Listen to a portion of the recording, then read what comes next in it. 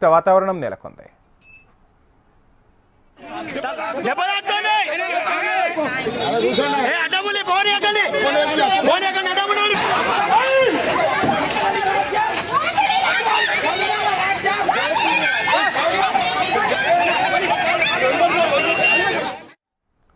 హన్మకొండలోని BRS కార్యాలయం దగ్గర ఉద్రిక్త పరిస్థితులు చోటు చేసుకున్నాయి. మాజీ ఎమ్మెల్యే దాస్యం వినయ్ భాస్కర్ ను పోలీసులు ముందస్తు అరెస్టు చేశారు.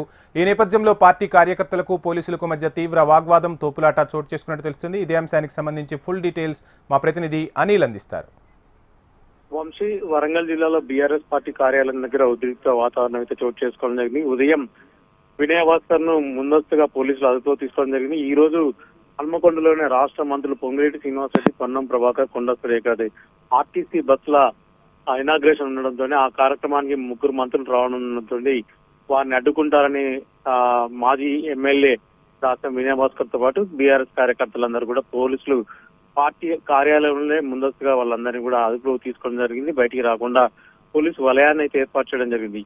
అయితే ఇదే సమయంలో రాష్ట్ర వ్యాప్తంగా బీఆర్ఎస్ పార్టీ ఇచ్చిన పిలుపులో భాగంగా రాష్ట్ర ప్రభుత్వానికి వ్యతిరేకంగా ఈ రోజు నిరసన కార్యక్రమాన్ని చేపట్టాలని చెప్పేసి బీఆర్ఎస్ పార్టీ నిన్న పిలుపు ఇవ్వడం జరిగింది.